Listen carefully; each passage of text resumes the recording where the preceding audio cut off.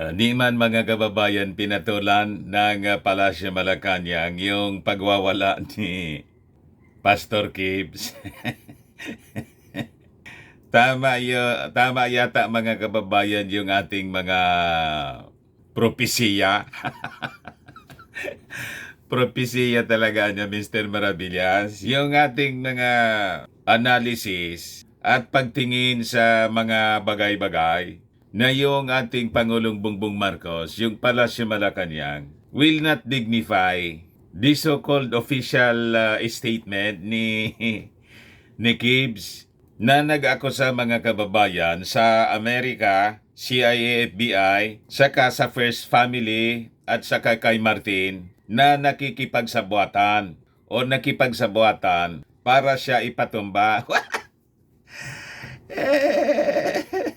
Sasayangin ba ng ating Pangulong Bongbong Marcos yung kanyang pagkatao po sa tulad ni Gibbs na parang tumira rin ng tumira niya, Mr. Maravillas, ng nang tinitira ng kanyang best friend na si Maudigs. Kaya po, walang statement yung Palasyo Malacanang. Sino ba naman, Mr. Maravillas, na yung papatol dyan sa parang may tama? Pero si Speaker Martin Romualdez nagpalabas po ng statement. Maiksi lang po yung sinabi niya. Diversionary tactic man ang lang anya yan. Dapat anya, harapin niya yung mga kaso. Ito pala po si Gibbs. More than 40 cases yung kinakaharap nito sa Amerika lang. Sa Amerika pa lang. Kaya po, yung US Embassy po, nagpalabas ng statement. Ito po sabi ng US Embassy, tiwalaan niya kami na si Gibbs will face justice for his crimes. Sabi naman ng PNP, handa na silang tumulong para ma-serve yung subpena laban kay Gibbs. Sabi naman ni ACT Party List Representative Franz Castro, huwag ka niyang pilingiro. Sabi kasi ni Gibbs, hinahabol-habol siya daw ng napakaraming mga babae.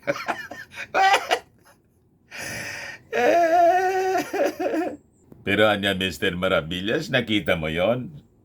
Yung balita na si Gibbs, tatakbo palang senador. Tatakbo daw mga kababayan. Baka kasama sa line-up po ni Maudigs. Yung mga nasa Partido Liberal po, palabas na po ng statement na 3 yung kanilang mga official candidates that will run for senator in the midterm elections. O ito po, mga kababayan, si Kix, si Chill, dangan si Bam. Sabi yan mga kababayan ni dating Senador Laila de Lima, mga recycled na niya, Mr. Maravillas, na mga politiko. Lahat man po mga recycled. O ngayon, so mayroon na tayong 5 na mga personalities who have officially expressed intent to run for senator in 2025 elections. Si Willie Revillame, nauna nang nagsabi. Tapos si Pastor Gibbs, si Kix, si Bam, si Chel. Ano niya yan, Mr. Maravillas, na mga recycled ang karamihan? Saan natin yan isushoot? Sa nabubulok o di nabubulok? Bahala na po kayo. Ito kasing mga LP, politicians, sinot na natin ito sa Inidoro nung mga nakarang eleksyon. Pero parang mga zombie. Kada eleksyon po, nabubuhay, bumabalik po. But before ko mga kababayan ibigay sa inyo yung full story ng mga balitang yan, click subscribe muna dito sa ating YouTube channel and hit the notification bell para lagi kayong updated sa mga kaganapan dito sa ating bansa. Like and share na rin po ninyo ng ating video.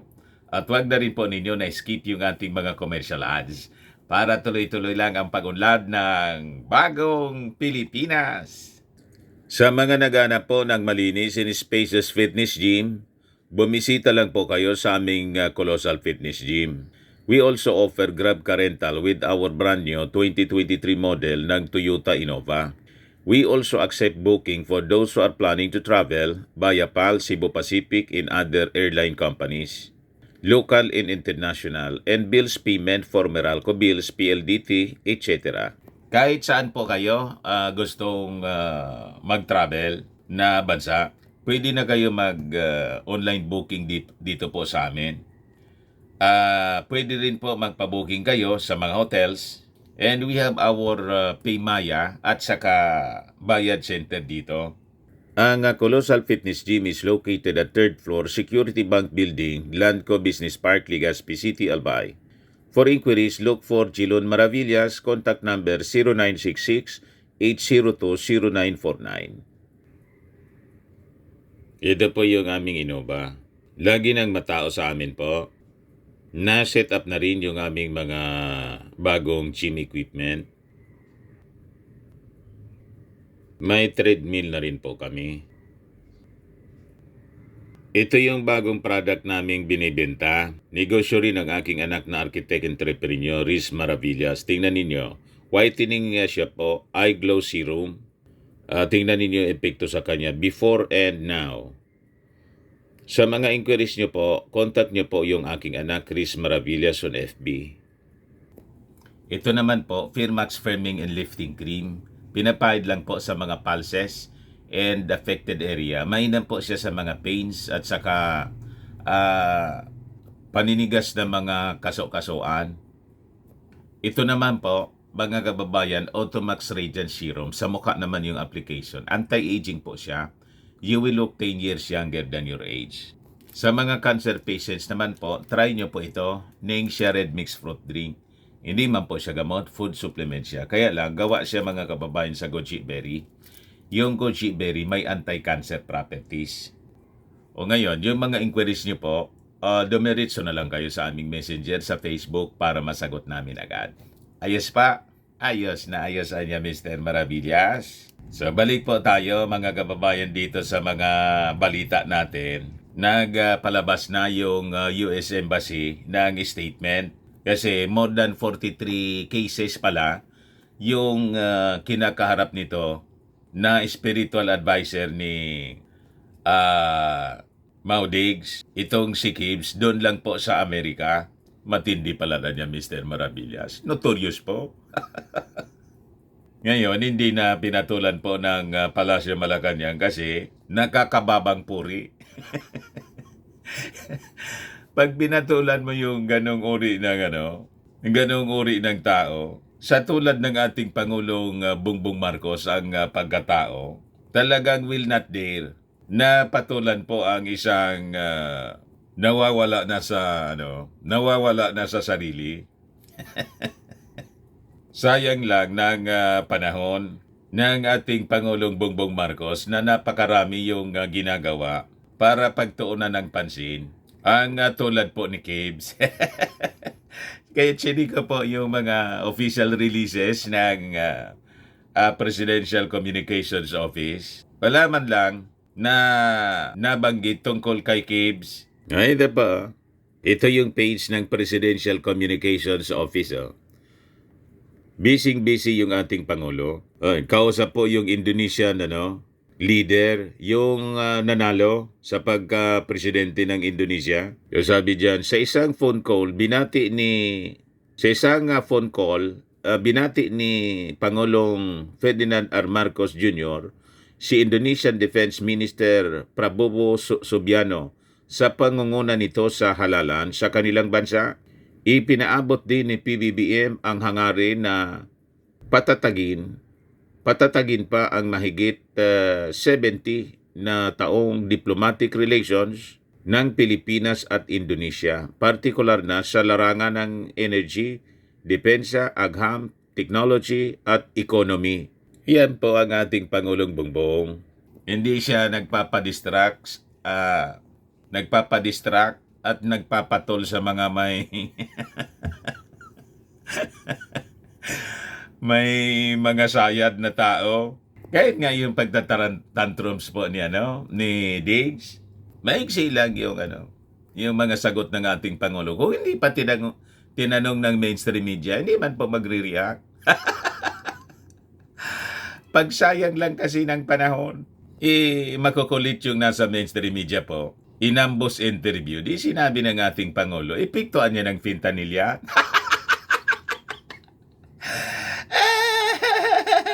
Ayan pa, PBBM sees greater trade cooperation potential between Philippines and Hawaii. Busy po yung ating Pangulo.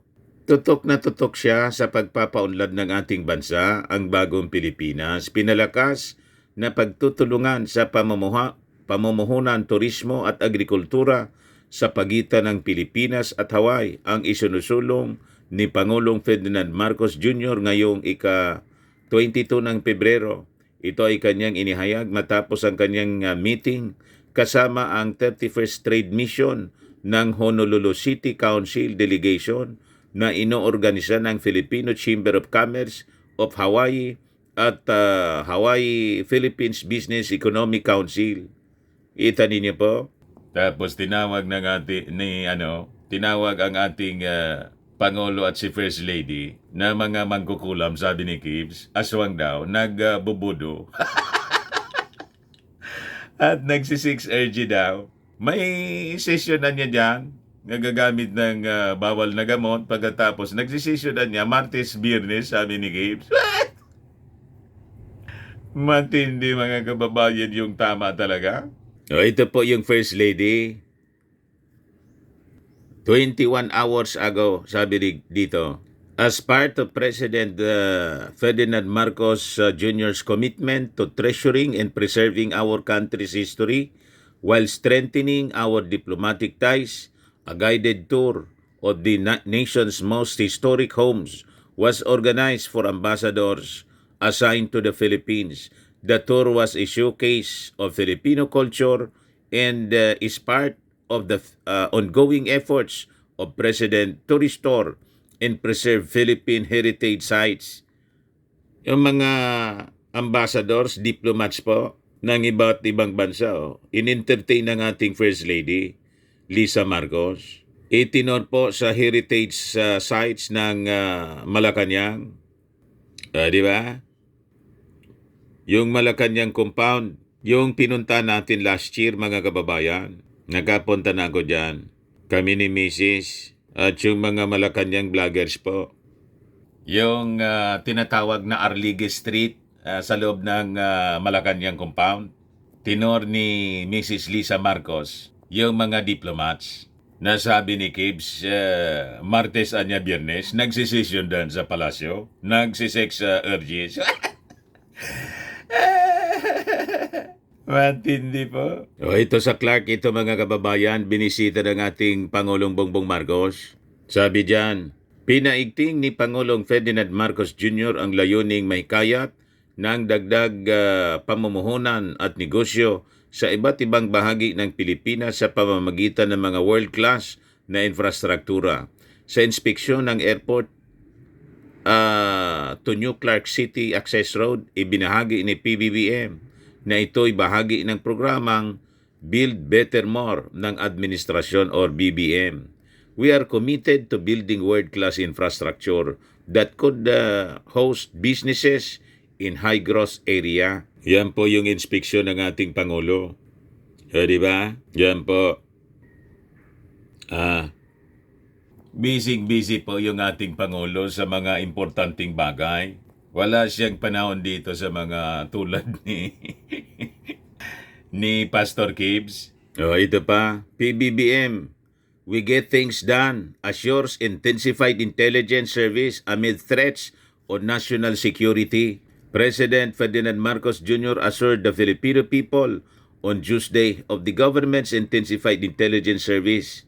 Dahil adyan sa banta to the Philippine government at saka sa national security natin. Kasama dyan mga kababayan yung barkada ni Gibbs, si fentanyl, na isa na pong security threat sa ating bansa kasi gustong iwala yung Mindanao.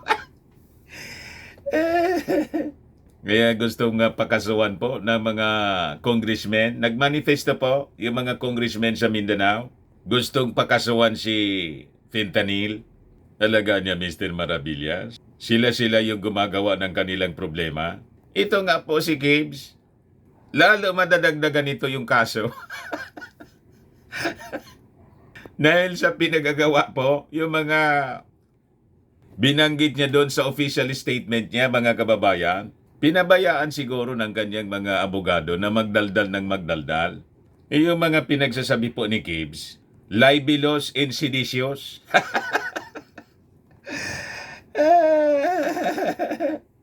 So malamang pinag-aaralan na ngayon ng ating mga authorities kung anong dagdag kaso ang pwedeng isampa dito po kay Gibbs para niya kasi Mr. Maravillas nangasiraan na ng bahit. Yan po, mga kababayan, ang tingin ko rin. So sabi ng US Embassy, tiwala sila na haharapin. Kibuloy will face justice for his crimes.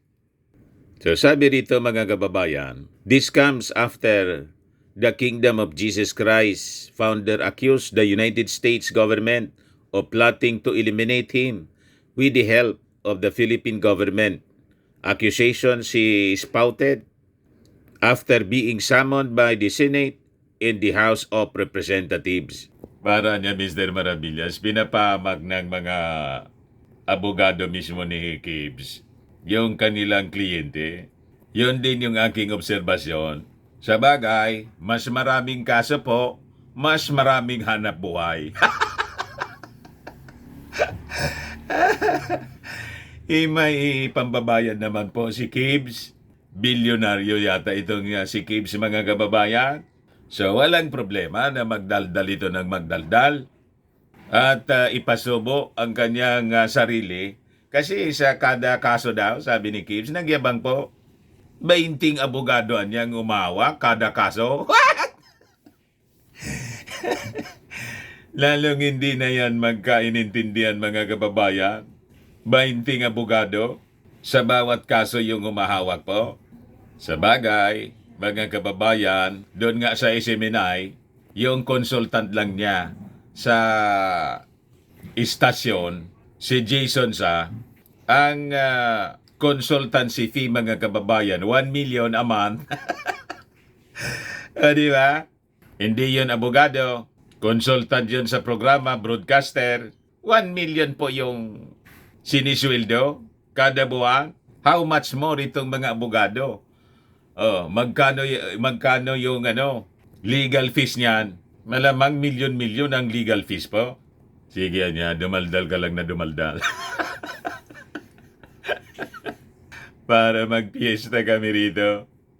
Sabi dito sa balita, earlier this week, Kibuloy was slapped with a subpoena ordered by both chambers of Congress after he snubbed committee hearings related to KOJC and television network it owns, SMNI. Kibuloy's 37-minute audio message posted on social media on Wednesday alleged that the Philippine government, including lawmakers, are plotting to kill him and his church leaders. Ano man po ang mapapala? Kung halimbawa, i-eliminate siya, anong mapapala ng US government? Ano ang mapapala ng Philippine government, ng ating Pangulong Bongbong? Di ba wala man po? So sabi rito, the US Embassy reiterated that Kibuloy has been responsible for several rights abuses and is on Federal Bureau of Investigation's most wanted list. For more than a decade, Apollo Kibuloy engaged in serious human rights abuses, including a pattern of systemic and pervasive rape of girls as young as 11 years old, and he is currently on FBI's most wanted list, sabi po ng US Embassy. So yung mga kaso po ni Gibbs, more than a decade na po na nakapending sa Amerika. Tapos ituturo niya yung ating Pangulong Bongbong. Ano man kinalaman doon? Di ba? Tagal-tagal na yung kanyang kaso. At yung mga nagreklamo po, mga former members niya, at mga minor de edad. Kaya tama yung sabi po ni Speaker Martin Romualdez, diversionary niya, diversionary tactic ang ginagawa ni Gibbs. Kaya sabi ng US Embassy, questions na about legal proceedings should be directed to the US Department of Justice. Kibuloy, who was indicted by a California court in 2021 for allegedly conspiring to engage in sex trafficking, has an active arrest warrant in the U.S. issued on November 10, 2021. According to the U.S. Federal Bureau of Investigation's website, the U.S. Department of Treasury in 2022 blocked Kibuloy's assets over what is described as serious human rights abuses committed by the preacher. So, he has to face the music, ika nga, mga kababayan. Kung sino-sino na yung sinasabit sa problema niya na siya man lang ang may gawa. Kinaladkad na, pati po mga kababayan yung ating Pangulong Bongbong, First Lady Lisa Marcos, pati si Martin Romualdez, kinaladkad niya sa problema niya na siya man lang ang may gawa. Ayan po siya. Sabi ni Kaniska Gango Pajay, tama ba ang basa ko? US Embassy spokesperson, expressing confidence that FBI most wanted and self-proclaimed appointed son of God, Apollo Kibuloy, will face justice for his heinous crimes. So ang pwedeng gawin po ni Gibbs ngayon, anyway, self-proclaimed son of God siya, mag-migrate na po siya doon sa langit. Di ba? Kung hindi siya makarating sa langit po, pwede din sa impyerno siguro. Di ba? O doon sa Mars, magpatulong siya kay Elon Musk. Hakutin niya yung kanyang mga leaders, pati isama niya yung kanyang mga disipulos. Isabi niya doon sa kanyang statement kahapon, the other day, nung Wednesday, pabalik-balik na daw siya doon. 1,000 times siya pabalik-balik sa kanyang mansion sa heaven. Kaya daw siya naririto lang, may mission siya. Pero pabalik-balikan niya ako doon. You see? At ang kanyang ama, mga kababayan, si Jesus Christ. Pati yung ating Panginoong Jesucristo po, pinalalabas ni Gibbs na nagkaasawa at nagkaanak. At yung anak siya. O kung hindi, kasi yung Diyos po, ang Diyos Ama wala mang asawa, pero may anak, kasi Diyos siya eh. So ang ibig sabihin ni Gibbs po, si Jesus Christ nagkaanak at siya yun. Tinawag niya po na ama si Jesus Christ. Yung anak, ginawa niyang ama. Talaga niya, Mr. Maravillas, masama yung epekto yata ng tinitira ni... Baka po, baka pinatikim din ni Maudigs. You see? Kasi yung pagbehave po, kakaiba na. Parehas na ni Maudigs. Yung kanilang pagsasalita, kung ano-ano pong mga pinagsasabing hindi ka panipaniwala. Kaya po, sinupalpal siya ni Franz Castro. Pilingiro ka niya? Huwag ka niyang pilingiro, sabi ni Franz Castro.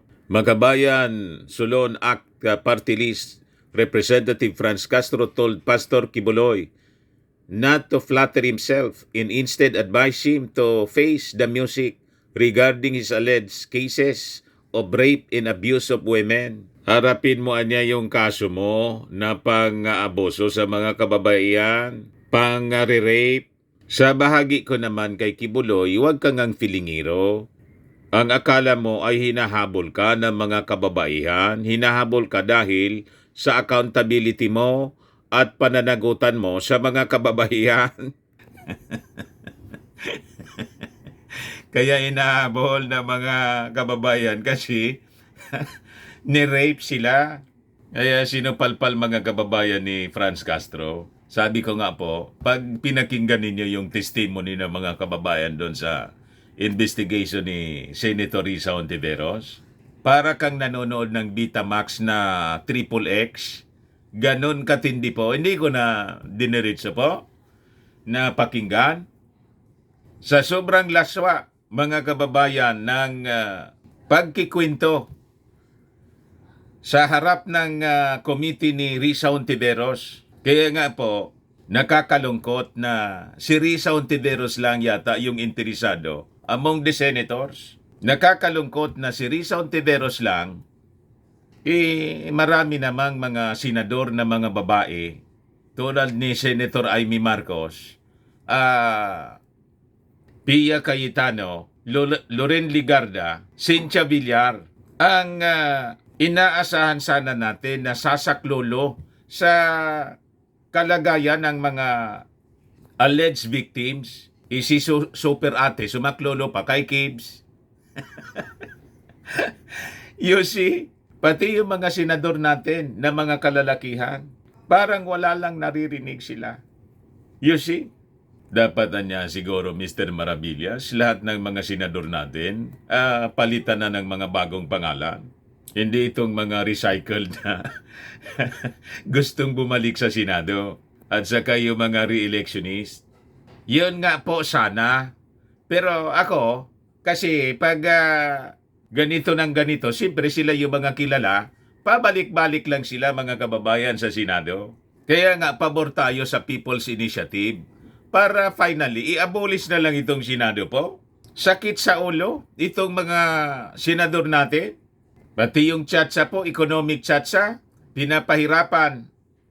Malayo po sa agenda ng ating Congress na very supportive sa economic agenda ng bagong Pilipinas ng ating Pangulong BBM. BBM. Pero ito mga senador po, most of them, pabida po. So sabi po ni Franz Castro, sa totoo lang po, kaya po hinahanap o hinahabol si Kibuloy ay dahil napakaraming mga kababayan at bata ang naging biktima ng kanyang malawak na human trafficking scheme. Yun po ang mga naghanap sa kanya, yung mga alleged inaakusahan siya ng rape cases. Siya po ay hinahanap para makaharap ng hustisya, sabi naman po ni Brosas.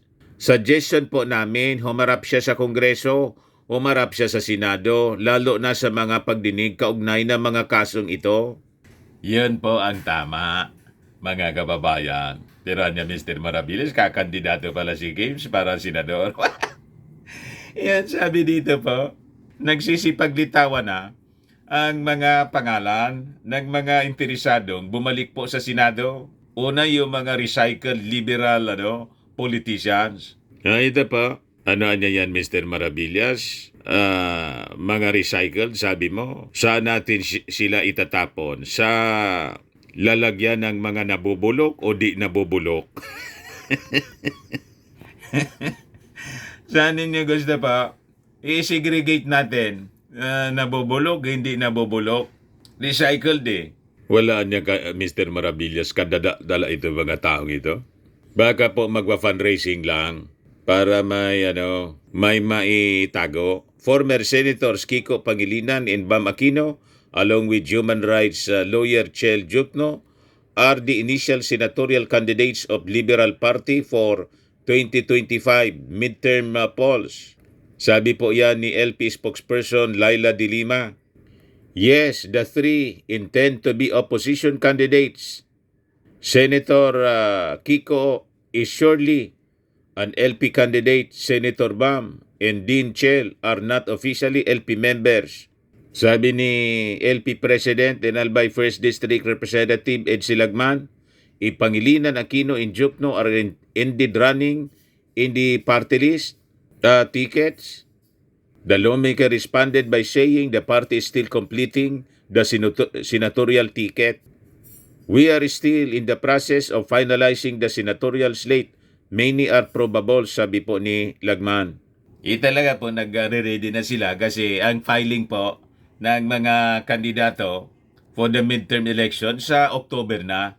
Kaya yung mga may intention po, sisimula na po na magsipaglitawan ngayon. Ayo. Yan yung tatlo plus Kibuloy and Willie Revillame.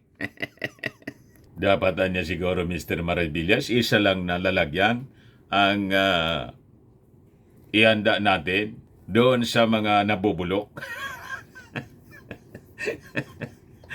Para pakinabangan man lang ng mga halaman. Pag hindi nabubulok po, walang pakinabang yung mga halaman.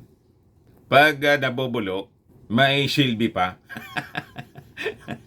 Di ba? Ayan man lang po, mga kababayan, yung ating mga balita ngayon. Ako po si Dante Maravillas. Bye-bye. God bless.